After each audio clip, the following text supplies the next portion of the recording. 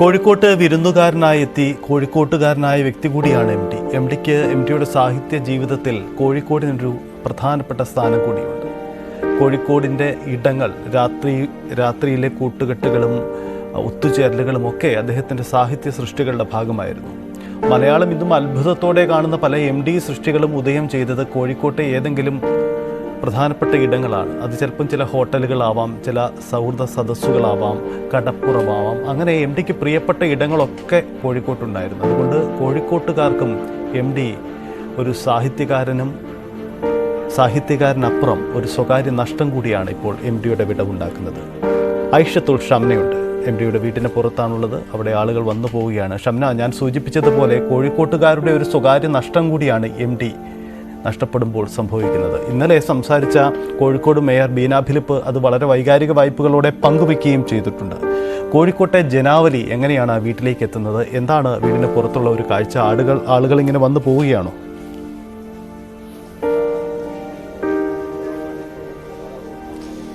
സജിത്ത്, ഇപ്പോഴും വലിയ തിരക്കാണ് ഈ എം ടിയുടെ സിത്താരയുടെ മുമ്പിൽ അനുഭവപ്പെടുന്നത്. നിരവധി വിദ്യാർത്ഥികൾ, രാഷ്ട്രീയ നേതാക്കൾ, സിനിമാ മേഖലയിലുള്ളവർ, അങ്ങനെ ഈ ചുറ്റുപാടുള്ളവർ വളരെ എം ടിയുടെ കഥകൾ വായിച്ച് അല്ലെങ്കിൽ എം ടിയുടെ സിനിമകൾ കണ്ട് ആരാധന തോന്നി അങ്ങനെ എം ടിയെ സ്നേഹിച്ച് തുടങ്ങിയവർ, അങ്ങനെ നിരവധി മനുഷ്യരാണ് ഇപ്പോൾ എം ടിയെ കാണാനായി ഈ സിത്താരയിലോട്ട് വരുന്നത്. ഇന്ന് രാവിലെ മുതൽ തന്നെ വലിയ രീതിയിലുള്ള തിരക്കാണ് സിത്താരയ്ക്ക് മുൻപിലുള്ളത്. ഏകദേശം ഒരു 3:45 4 മണിക്ക് മുൻപായി തന്നെ ഇവിടുന്ന് എം ടിയുടെ ഭൗതിക ശരീരം ശ്മശാനത്തിലേക്ക് കൊണ്ടുപോകും. ഒരു 4 മണിക്ക് ശേഷം ഒരു കാരണവശാലും പൊതുദർശനം ഉണ്ടായിരിക്കില്ല എന്ന് തന്നെയാണ് ഇപ്പോൾ അറിയാൻ സാധിക്കുന്നത്. അതുകൊണ്ട് ഒരു നോക്ക് അവസാനമായി പ്രിയപ്പെട്ട എഴുത്തുകാരനെ, പ്രിയപ്പെട്ട രചയിതാവിനെ ഒരു നോക്ക് കാണാൻ വേണ്ടി വളരെ വേദനയോടുകൂടി അന്ത്യാഞ്ജലി അർപ്പിക്കാൻ വേണ്ടി വളരെ വേദനയോടുകൂടിയാണ് ഇവിടെ ഓരോരുത്തരും എത്തുന്നത്. അതിൽ വിദ്യാർത്ഥികളുണ്ട്. ഒരു നോക്ക് എം ടിയെ വായിച്ച് മാത്രം അറിഞ്ഞാൽ നമുക്കറിയാം എം ടി ഒരിക്കലും ഒരു കാലഘട്ടത്തിൻ്റെയോ അല്ലെങ്കിൽ ഒരു തലമുറയുടെയോ എഴുത്തുകാരനല്ല. തലമുറകളിലൂടെ ജീവിക്കുന്ന എഴുത്തുകാരനാണ്. നമുക്കറിയാം ഇപ്പോഴും 6 പതിറ്റാണ്ടുകൾക്ക് ഇപ്പുറവും മഞ്ഞ് എന്ന് പറയുന്ന ഒരു പുസ്തകമൊക്കെ ഇപ്പോഴും നമ്മൾ നോക്കിയാൽ അറിയാം, സോഷ്യൽ മീഡിയയിലൊക്കെ ട്രെൻഡിങ് ആണ് ആ പുസ്തകം. 6 പതിറ്റാണ്ടുകൾക്കിപ്പുറം ഇപ്പോഴും ആ പുസ്തകം വായിക്കപ്പെടുന്നുണ്ടെങ്കിൽ, അതിപ്പോഴും വായനക്കാർക്ക് അത്രയധികം കണക്റ്റ് ചെയ്യാൻ പറ്റുന്നുണ്ടെങ്കിൽ അതാണ് ഒരു എഴുത്തുകാരൻ്റെ വിജയം എന്ന് പറയുന്നത്. പലപ്പോഴും വെള്ളുവനാടിനെ അല്ലെങ്കിൽ ഒരു നിളയെ ഒക്കെ മലയാളി സ്നേഹിച്ചു തുടങ്ങിയത് ഒരു പക്ഷേ എം ടിയുടെ എഴുത്തുകളിൽ കൂടിയായിരിക്കണം. ഞാനൊക്കെ വായിച്ചു തുടങ്ങിയത് എം ടിയുടെ കഥകളാണ്. കഥകൾ മാത്രമല്ല, ഉപന്യാസങ്ങളായിക്കോട്ടെ, എം ടിയുടെ സിനിമകളായിക്കോട്ടെ, നമുക്ക് മലയാളി ഒരു പക്ഷേ എല്ലാ കാലത്തും ഓർത്ത് വെക്കുന്ന സിനിമകൾ കൂടിയാണ്. പ്രത്യേകിച്ച് എം ടിയുടെ സിനിമകൾ എടുത്തു പറയുകയാണെങ്കിൽ അതിലെ സ്ത്രീ കഥാപാത്രങ്ങൾ അത് പെട്ടെന്ന് അങ്ങനെ മറന്നു കളയാൻ പറ്റുന്നതല്ല. ഇപ്പോൾ ഒരു ചെറിയ ചിരിയിലെ സ്നേഹനിധിയായ ഒരു ഭാര്യയാണെങ്കിൽ അടുത്ത് നമ്മൾ കാണുന്നത് വടക്കൻ വീരഗാഥയിലെ ഉണ്ണിയാർച്ചയാണ്.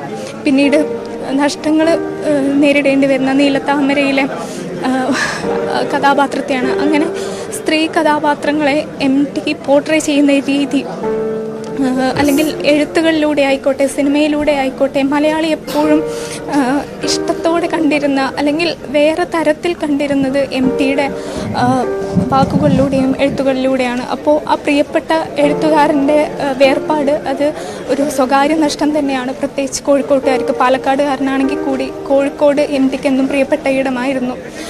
എപ്പോഴും നമ്മൾ എം ടിയുടെ എഴുത്തുകളിൽ കഥകളുടെ ഒരു പശ്ചാത്തലം ഈ വെള്ളവനാടും അല്ലെങ്കിൽ അത്തരം നായർ സമുദായങ്ങളും അങ്ങനെയൊക്കെയാണ്. പക്ഷേ അതിനൊക്കെ ഉപരി എം ടിയുടെ കുടുംബാംഗങ്ങൾ അല്ലെങ്കിൽ എം ടിക്ക് ചുറ്റുമുള്ള മനുഷ്യർ, അവർ തന്നെയാണ് എം ടിയുടെ കഥകളിൽ മിക്കപ്പോഴും കഥാപാത്രങ്ങളാവുന്നത്. അതുകൊണ്ട് തന്നെ ഈ കോഴിക്കോട്ടിലെ മനുഷ്യന്മാരുണ്ട്, അല്ലെങ്കിൽ ഈ കോഴിക്കോട്ട് എം ടിക്ക് അത്രയും പ്രിയപ്പെട്ട ഇടമായി മാറുന്നത് കൂടി അങ്ങനെയാണ്. എം ടിക്ക് ഏറ്റവും പ്രിയപ്പെട്ട മനുഷ്യരെയാണ് എം ടി എഴുതി വെച്ചിട്ടുള്ളത്, എം ടിയുടെ സിനിമകളിൽ നമുക്ക് കാണാൻ സാധിക്കുന്നുള്ളത്. അതുകൊണ്ട് തന്നെ പ്രിയപ്പെട്ട എഴുത്തുകാരൻ, ഈ കോഴിക്കോട്ടുകാരുടെ ഒരു അഹങ്കാരം, സ്വകാര്യ അഹങ്കാരം തന്നെയാണ് ഇപ്പോൾ നഷ്ടമാകുന്നത്. ആ വിയോഗത്തിനെ നേരത്തെ നമ്മളോട് സംസാരിച്ച രാഷ്ട്രീയ നേതാക്കളും സിനിമ മേഖലയിലുള്ളവരൊക്കെ പറഞ്ഞു, നികത്താൻ കഴിയാത്ത ഒരു വിടവ്, അതാണ് എം ടിയുടെ വിയോഗം. ഒരിക്കലും നമുക്ക് എം ടിക്ക് പകരം വേറെ ആര് എന്നൊരു ചോദ്യമില്ല. കാരണം ഇനി ഒരു പക്ഷേ കാലം അടയാളപ്പെടുത്തുക എം ടിക്ക് മുൻപും എം ടിക്ക് ശേഷവും എന്നായിരിക്കും. കാരണം ആ ഒരു കലാകാരന് ചെറുകഥാകൃത്തായിക്കോട്ടെ, നോവലിസ്റ്റായിട്ടായിക്കോട്ടെ, സിനിമ രചയിതാവായിട്ടായിക്കോട്ടെ, സംവിധായകനായിക്കോട്ടെ, പത്രാധിപനായിക്കോട്ടെ, കൈവച്ച മേഖലകളെല്ലാം പൊന്നാക്കിയ, എല്ലാ മേഖലകളിലും പുരസ്കാരങ്ങൾ വാരിക്കൂട്ടിയ ഞാൻ മറ്റൊരു കാര്യം ചോദിക്കട്ടെ.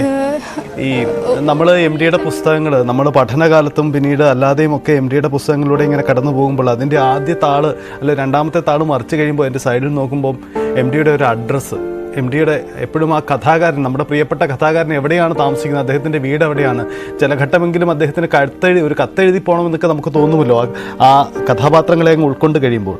അപ്പം സിതാര, കൊട്ടാരം റോഡ്, കോഴിക്കോട്, ആ ഒരു അഡ്രസ്സ് നമ്മുടെ കണ്ണിൽ ഉടക്കുന്ന ഒരു ഇടമാണ്. അപ്പം കോഴിക്കോടും ആ വീടും നമ്മൾ കണ്ടിട്ടില്ലെങ്കിൽ കൂടിയും പലർക്കും അത് അവരുടെ മനസ്സിൽ സങ്കല്പമാണ്. അത്തരം ആ വീടിന് മുന്നിലാണിപ്പോൾ ഷംന നിൽക്കുന്നത് എന്ന പ്രത്യേകത കൂടിയുണ്ട്. ഒരുപക്ഷെ കോഴിക്കോടേക്ക് എത്താൻ കഴിയാത്ത, എം ഡിയെ അവസാനമായി ഒന്ന് കാണാൻ കഴിയാത്ത പ്രേക്ഷകർക്ക് വീടിൻ്റെ ആ വീടും ആ പരിസരവും, ഒരുപക്ഷെ ആ വീടിൻ്റെ ബോർഡൊക്കെ ഉണ്ടെങ്കിൽ അതൊക്കെ ഒന്ന് പ്രേക്ഷകരിലേക്ക് എത്തിക്കാൻ കഴിയുമോ? അവിടെ അതിനുള്ള സാഹചര്യമുണ്ടോ?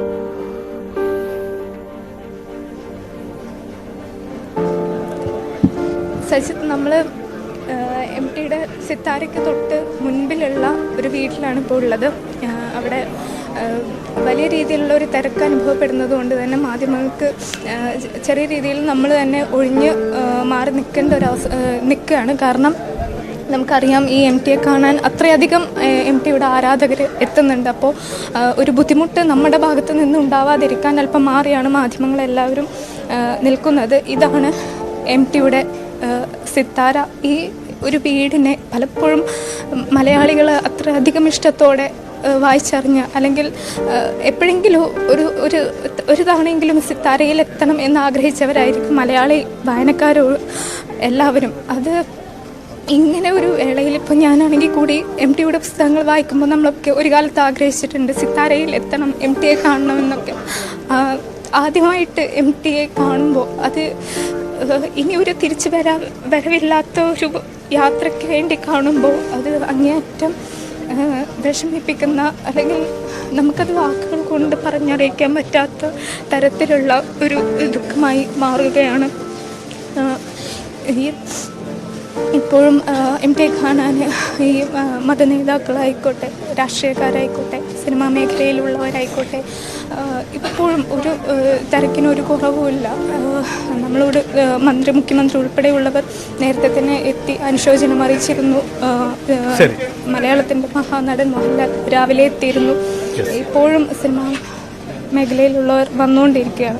ശരി, എനിക്ക് അറിയാം ഷംന വളരെ വൈകാരിക വൈപ്പുള്ളതാണ്. കാരണം എം ഡിയിലൂടെ കടന്നുപോയ, എം ഡിയുടെ കഥാപാത്രങ്ങളിൽ കടന്നുപോയ എല്ലാവർക്കും എം ഡി പ്രിയപ്പെട്ടവനാവുന്നത് അതുകൊണ്ടുകൂടിയാണ്. അതുകൊണ്ട് ആ നഷ്ടം, ആ വിയോഗം ഒരു തലമുറയുടെ നഷ്ടമാണ്.